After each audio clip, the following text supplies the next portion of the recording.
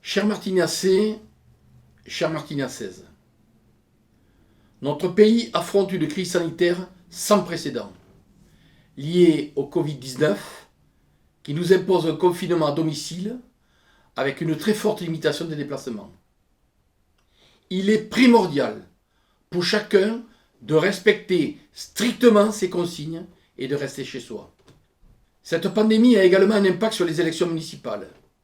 Jeudi soir, le gouvernement, en accord avec le Sénat, pour des raisons sanitaires, a reporté la réunion des conseils municipaux qui devaient élire leurs maires et les adjoints.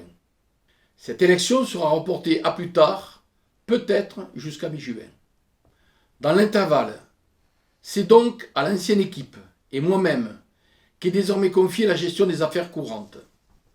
Je veux vous dire que comme nous l'avons fait pendant 19 ans, nous apporterons toute notre expérience et notre énergie au service des Martiniçais avec l'appui des services municipaux dans cette période critique. J'ai pris plusieurs dispositions afin de faire respecter ces mesures de confinement, avec notamment la fermeture de l'ensemble des équipements publics par arrêté. Afin d'assurer la continuité du service public, les services municipaux adaptent leur fonctionnement. Pour l'hôtel de ville et les centres communaux d'action sociale, une permanence téléphonique est assurée pour répondre aux urgences. La police municipale est mobilisée sur le terrain.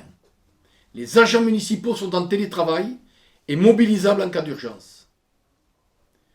Pour les personnes les plus fragiles, le service d'aide et d'accompagnement à domicile est maintenu avec une limitation des visites au strict nécessaire. Pour le personnel soignant, un service de garde est également mobilisable sur demande. Notre cellule de crise, composée du maire, de la première adjointe, de l'élu de permanence et du directeur général des services, établit un point quotidien afin d'ajuster ce dispositif local à l'évolution de la situation sanitaire. Je vous invite à suivre également l'actualité de ces mesures sur les outils d'information de la ville, le site internet, la newsletter, le panneau lumineux et la page Facebook de la ville, qui donnent des conseils de prévention ou des informations pratiques.